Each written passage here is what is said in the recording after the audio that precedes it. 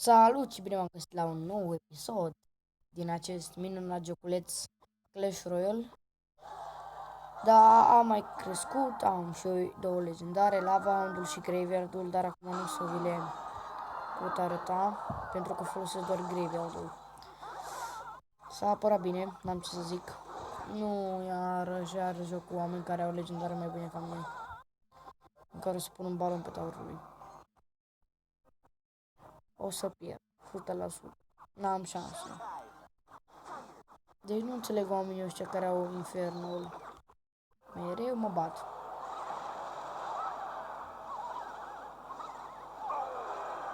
Mereu mă bat. Acum o să mă urc pe distribuție, că am apărare pe sus. Nu pot să cred. În continuu pierd. Cred că și o să deranchez, n-are șanse.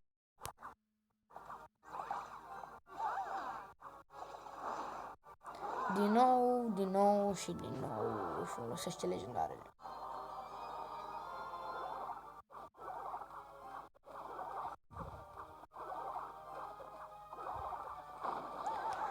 Cum bă? Deci nu înțeleg. Niciodată n-am vrut să înțeleg oamenii ăștia. Sunt mort. Infernul ăla dă damage cât toți oamenii, dă pe țara asta.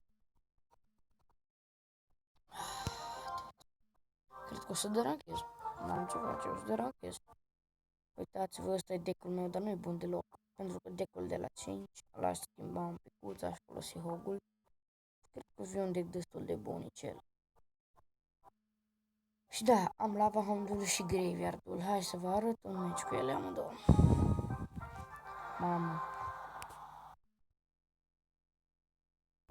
I-am dat un pus simplu. Fire Spirits, Hawk Rider. Și el se va apăra cu barbarieni. N-am înțeles. Dar lasă să se apere. E level 8 ca mine, nu să mă apăr acum la wizardul lui care mi-a dat extrem de mult damage pe tower. Hai să atacăm și noi cu lava.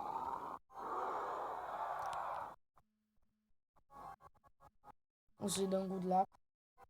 Să vedem ce putem face. Ah! Baby Dragon, pe bune. Avem minion horde. Nu! Cum să ataci? Nu înțeleg. Deci el s-a apărat cu toți elixirul pe care l-a avut el. Acum cum se va mai apăra? Nu așa se va apăra. Dar nu e nicio problemă, pentru că i-am dat o grămadă de damage pe towerul lui. Dacă nu chiar îl voi scoate towerul. Ba da, ăla e towerul meu. Hai să începem cu un hog și niște fire specie din spate. Iar se va apăra cu acele barbarieni. Îi vom da un zap pe barbarieni. Bun, acum știu cum să mă apăr pe wizardului. O să îl cu scheletul mare. Ați văzut? A mers. Acum hai să-l atacăm în partea stângă. Pentru că o să fie cam greu să se apere dacă nu mai are Baby Dragon. Dar o să bage minion hawk-ul. Dar eu am să fiu pregătit. Nu știu de ce să mă apăr aici. Nu am ce face decât să mă apăr. Cred că o să-mi... Nu, n-o să-mi dea jos Lava Hound-ul. Pentru că am Eros. Și am și Graveyard-ul. Și am și Eros-ul. Uitați ce bine s-au descurcat! Mamă! Cât damage! E ca bătut, uite cât damage am de pe tower. Uite bă cât damage o să-i dau cu un hog. Și Fire Spirits. Dar tot se va apăra cu prostiile alea de... L-am bătut! Bine bă! Bun, și am și un clan pentru voi, dacă vreți să intrați, pentru că avem foarte puțini membri. Deci facem bine la clan, ce deja avem 7 din 10, dar dacă veți intra și voi vom face cu mult mai repede. Deci intrați la mine în clan, dacă vreți. Bun, o să mai fac cred că vreo 2 meciuri ca să creez înapoi, pentru că... Nu, am pierdut, am fost arena 7 dacă vă întrebați. Și am fost și arena 8, dar foarte puțin timp. Pentru cam derancat. Ce face ăsta? Atacă cu Goblin Barrel. Dar eu nu o să mă apăr pentru că îmi trebuie elixir pentru atac. Bă, îmi plac oamenii care se apără cu Baby Dragon pentru că o să-i distrug rău. Pentru că o să dau și un zap acolo. Ca să distrugă acolo tot ce e. Bun, o să distrugă ăia și să merg cu taur. Perfect. Ăla-i taurul meu. Bun, și acum să-i dau un graveyard. Bă, bun, e bun graveyard-ul pe care l-am dat. O să se spargă și lava hound-ul în două. Mamă, e distrus, n-am mai așa, perfect. L-am bătut în puș. E un deck destul de OP. Dacă vreți să creșteți și aveți două legendare măcar, lava hound-ul și graveyard-ul, folosiți aceste. E un deck destul de OP. Și ați văzut, cum ați văzut, n-am foarte multe gemuri. Am fost prost la început și am dat foarte multe gemuri. Mai evident dacă se apără cu Baby Dragon, pentru că am găsit unii care se apără. Și dacă reușim o să facem și... Oh, nu e bine. Dați. Mamă, cât de mișto lava! Oh, mamă, trebuie să-l atac cu hogul rău. Trebuie să-l atac cu hogul. Unde el doare. Bine, hogule. Cât de mișto dat un Hog Rider. Da, și el m-a atacat cu hogul. Da, eu am scheletul pe el. O dat cel un hit. Eu am dat mult damage. Și dacă vreți să jucați și voi cu mine, doar trebuie să-mi dați invite friends, să mă căutați cu numele de Eddie și o să găsiți. O să bag un lava hound, pentru că chiar n-am chef să mă apăr de wizardul ăla. Vreau să-l pușesc, să-l doară. Dar dacă pune grey, ăla o să fiu pregătit cu mine mult. Perfect. Ala-i toti, mă! O să-l atac acolo unde el doare. Acolo o să-l atac. Acolo l atac, mă. Unde el doare mai tare. Pe el mai tare. O să se arunce aia doi și aia. Bine, boss. Un zap acolo că să nu mai dea că așa e bine, bă. Bă, mamă. I-am dat unde el doare. I-am